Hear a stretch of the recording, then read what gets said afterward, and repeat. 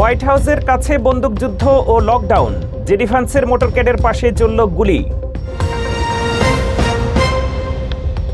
Hormuz প্রণালীতে ট্রাম্পের project freedom, ইরানকে নিশ্চিহ্ন করার হুমকিতে যুদ্ধের শঙ্কা। অবৈধ চীনাদের ফেরত নিতে অনীহা, বেজিংকে ভিসা ও ভ্রমণ নিষেধাজ্ঞার হুমকি ট্রাম্পের। এবং নিউ ইয়র্কের ন্যূনতম মজুরি $25 থেকে $30 করার প্রস্তাব, সাধারণ মানুষের মধ্যে খুশির জোয়ার। আসসালামু আলাইকুম, আমি নিয়ামতুল্লাহ সিরাজি আপনাদের সাথে ছিলাম বাংলা টিভির প্রাইম নিউজে। শুনছিলেন এসএনএস হোমলোন সংবাদ শিরোনাম, এবারে জানাবো বিস্তারিত। ওয়াশিংটন ডিসিতে ভাইস প্রেসিডেন্ট জেডি ভ্যান্সের মোটরকেড চলাকালীন হোয়াইট হাউসের কাছে এক ভয়াবহ গোলাগুলির ঘটনা ঘটেছে। সিক্রেট সার্ভিস কর্মকর্তারা এক সশস্ত্র সন্দেহভাজনকে চিহ্নিত করলে দুপক্ষের মধ্যে গুলি বিনিময় হয়। এতে হামলাকারী ও এক পথচারী আহত হয়েছেন। ঘটনার পরপরই হোয়াইট হাউস সাময়িকভাবে লকডাউন করা হয়। হামলাকারীর উদ্দেশ্য এবং ভাইস প্রেসিডেন্টের উপর কোনো সুনির্দিষ্ট হুমকি ছিল কিনা তা নিয়ে বর্তমানে নিবিড় তদন্ত চালাচ্ছে প্রশাসন। যুক্তরাষ্ট্রের প্রাণকেন্দ্র ওয়াশিংটন ডিসিতে আবারও নিরাপত্তার বড় ধরনের চ্যালেঞ্জ তৈরি হয়েছে। হোয়াইট হাউসের একদম কাছেই এক সশস্ত্র ব্যক্তির সাথে সিক্রেট সার্ভিস কর্মকর্তাদের গোলাগুলির ঘটনা ঘটেছে। এই ঘটনার সময় ভাইস প্রেসিডেন্ট জেডি ভ্যান্সের গাড়িবহর ওই এলাকা অতিক্রম করছিল। সিক্রেট সার্ভিস জানিয়েছে, সোমবার বিকেল 3:30টার দিকে ওয়াশিংটন মনুমেন্টের কাছে 15 নম্বর স্ট্রিটে একজন সন্দেহভাজন ব্যক্তিকে অস্ত্রশস্ত্র সহ ঘোরাফেরা করতে দেখা গেছে। সাদা পোশাকে থাকা সিক্রেট সার্ভিস কর্মকর্তারা তাকে চ্যালেঞ্জ করলে ওই ব্যক্তি পালানোর চেষ্টা করেন এবং কর্মকর্তাদের লক্ষ্য করে গুলি ছোড়েন।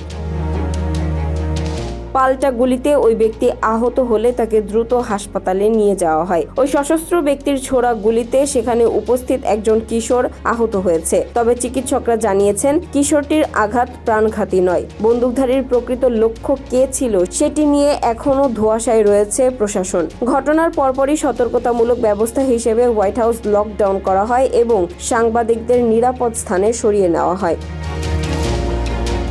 ভ্রমণে আসা প্রত্যক্ষদর্শীরা জানান, ভাইস প্রেসিডেন্টের গাড়িবহর যাওয়ার কয়েক মুহূর্ত পরেই 5-6 রাউন্ড গুলির শব্দ শোনা যায়। সাথে সাথেই পুলিশের শত শত গাড়ি এবং সাইরেন এলাকাটিকে ঘিরে ফেলে। তদন্তকারী সংস্থাগুলো খতিয়ে দেখছে এটিকে কোনো পরিকল্পিত হামলা ছিল কি না। সিক্রেট সার্ভিসের পক্ষ থেকে জানানো হয়েছে, প্রেসিডেন্ট বা ভাইস প্রেসিডেন্টের নিরাপত্তার প্রশ্নে তারা কোনো আপোষ করবে না এবং এই ঘটনার শেকড় পর্যন্ত পৌঁছাতে কাজ শুরু হয়েছে।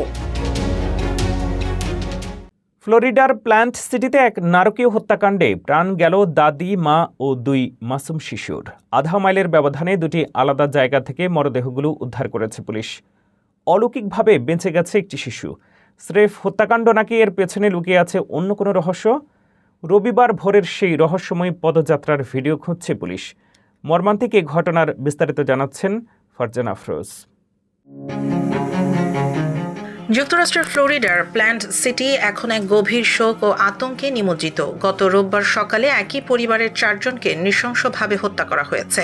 নিহতদের মধ্যে রয়েছেন একজন 55 বছর বয়সী নানি, তার 28 বছর বয়সী মেয়ে এবং মাত্র 4 বছর ও 4 মাস বয়সী 2 অবুঝ শিশু।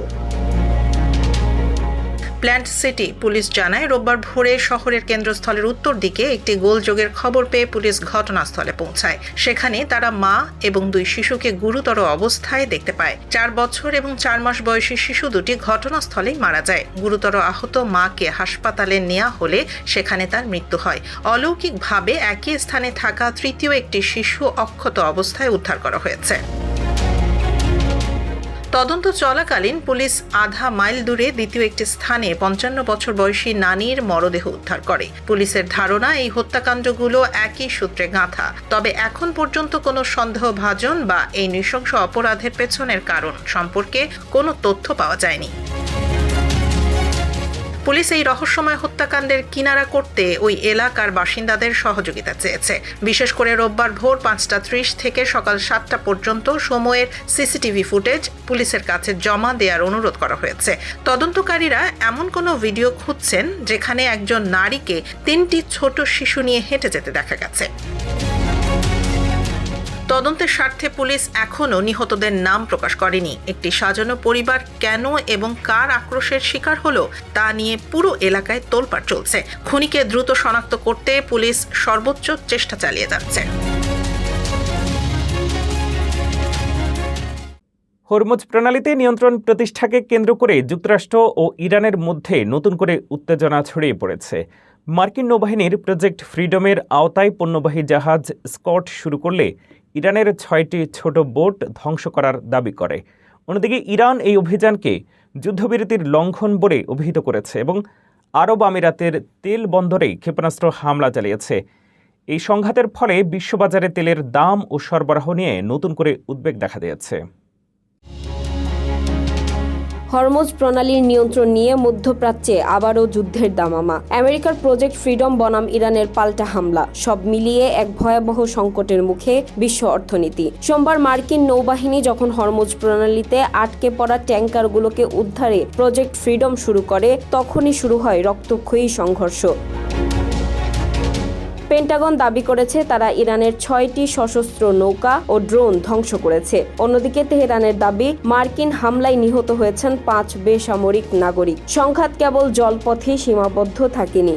ইরানের মিসাইল হামলায় আরব আমিরাতের ফুজাইরা তেল বন্দরে দাউ দাউ করে জ্বলছে আগুন। এর ফলে বিশ্ববাজারে তেলের সরবরাহ নিয়ে নতুন করে আতঙ্ক ছড়িয়েছে। যদিও মার্কিন রণতরীর পাহারায় 2টি বাণিজ্যিক জাহাজ সফলভাবে প্রণালী পার হওয়ার খবরে তেলের দামে সামান্য পতন দেখা গেছে, কিন্তু সার্বিক পরিস্থিতি এখনও অগ্নিগর্ভ।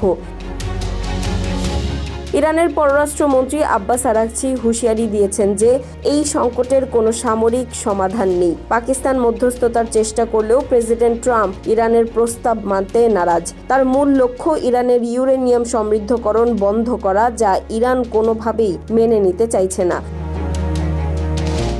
বিশ্বের খনিজ তেলের প্রাণকেন্দ্র হরমুজ প্রণালী এখন এক রণক্ষেত্র।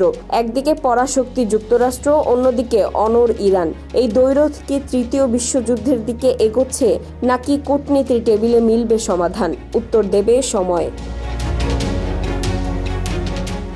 যুক্তরাষ্ট্রে অবৈধভাবে বসবাসরত চীনা নাগরিকদের নিজ দেশে ফিরিয়ে নিতে বেজিংয়ের ধীর গতিতে ক্ষুব্ধ ট্রাম্প প্রশাসন।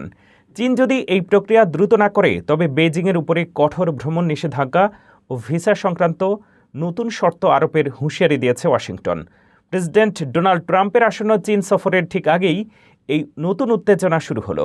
রয়টার্সের রিপোর্ট অনুযায়ী যুক্তরাষ্ট্রে বর্তমানে প্রায় 1 লাখের বেশি অনিবন্ধিত চীনা নাগরিক রয়েছে, যার মধ্যে 30,000 জনের উপর চূড়ান্ত বহিষ্কারের আদেশ রয়েছে।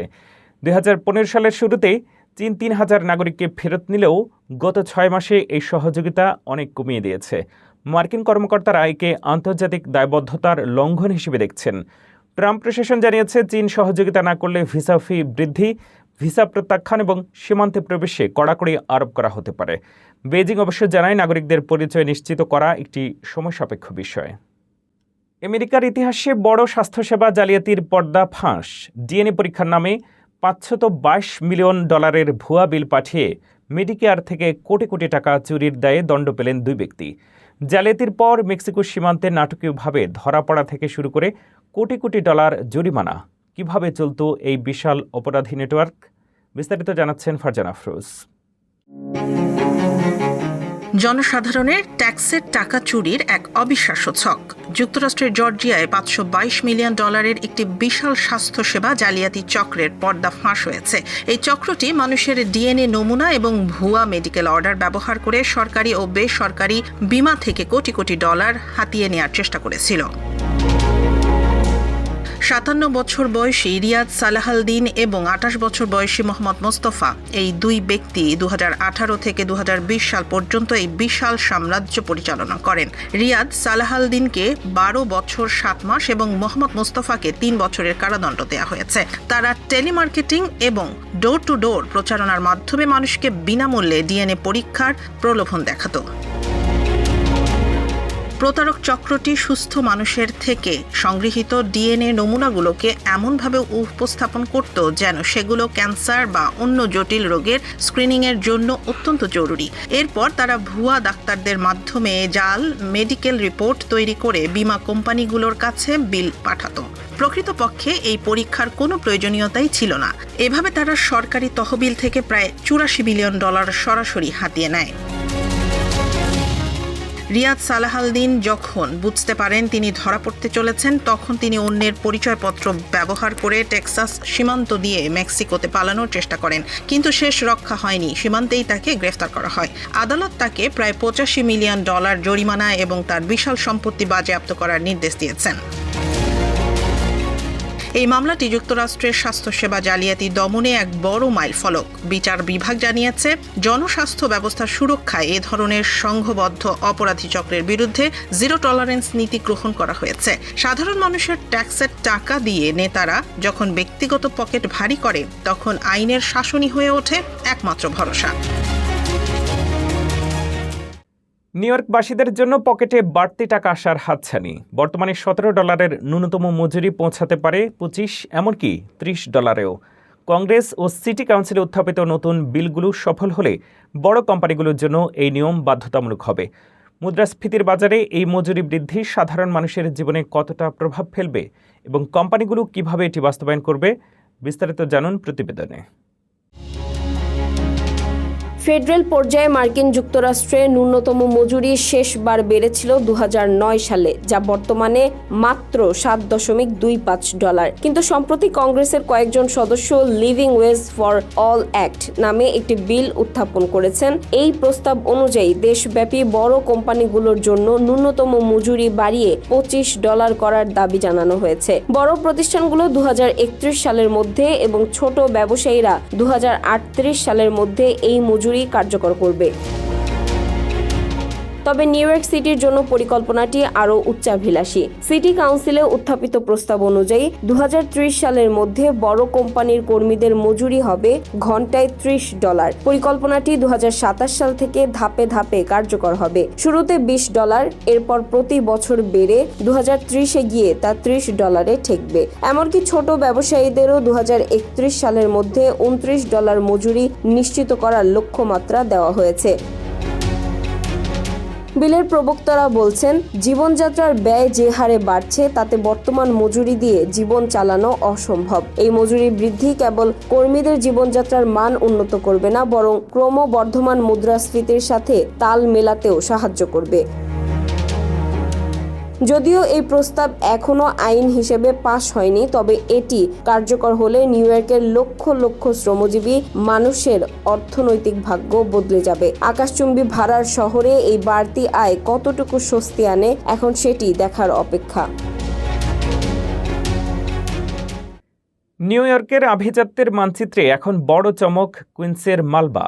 ম্যানহাটনের দাপট কাটিয়ে প্রথমবারের মতো শীর্ষ 5-এর তালিকায় জায়গা করে নিয়েছে এই জনপদটি। এক বছরে 61% মূল্য বৃদ্ধি এবং $25 লক্ষ গড় দাম রিয়েল এস্টেট বাজারে রীতিমতো ঝড় তুলেছে। বিলাসবহুল ম্যানশন আর সীমিত যোগানের এই হিডেন জেম কিভাবে ধনকুবেরদের পছন্দের শীর্ষে উঠে এলো, জানুন রিপোর্টে। নিউ ইয়র্ক সিটির আবাসন বাজারে এক ঐতিহাসিক পরিবর্তন ঘটে গেছে। 2026 সালের প্রথম প্রান্তিকের রিপোর্ট অনুযায়ী কুইন্সের একটি ছোট্ট অভিজাত এলাকা মালবা প্রথমবারের মতো নিউ ইয়র্কের শীর্ষ 5টি দামি এলাকার তালিকায় জায়গা করে নিয়েছে।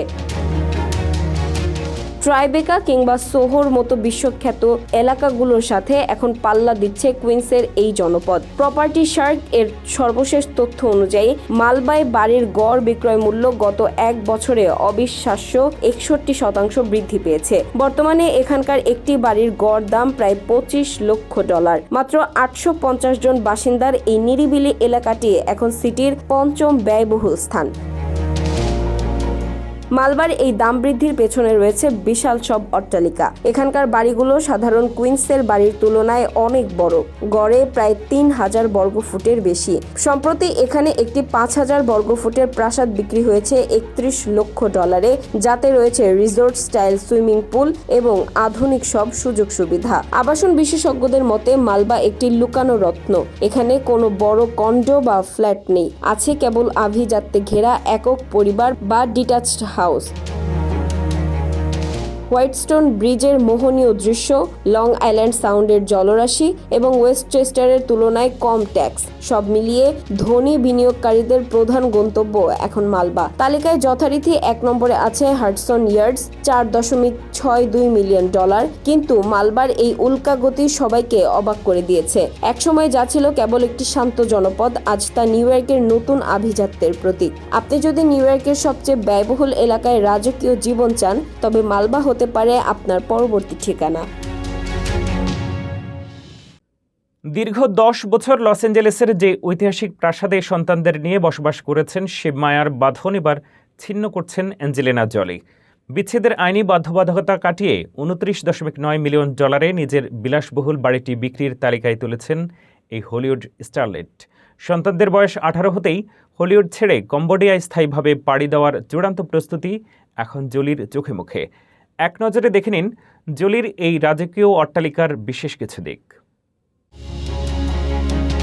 হলিউড মেগাস্টার অ্যাঞ্জেলিনা জোলি তার দীর্ঘদিনের আবাসস্থল লস অ্যাঞ্জেলেসের ঐতিহ্যবাহী প্রাসাদটির বিক্রির জন্য বাজারে তুলেছেন। $29.9 মিলিয়ন মূল্যের এই বিশাল সম্পত্তিটি হলিউড ইতিহাসের এক অনন্য নিদর্শন। 1913 সালে নির্মিত এই প্রাসাদে একসময়ে সিসিল বি ডিমিল এবং চার্লি চ্যাপলিনের মতো কিংবদন্তিরা বসবাস করেছেন। জোলি 2017 সালে প্রায় $24.5 মিলিয়ন এটি কিনেছিলেন এবং ব্র্যাড পিটের সাথে বিচ্ছেদের পর থেকে গত 9 বছর ধরে সন্তানদের নিয়ে এখানেই বাস করছেন।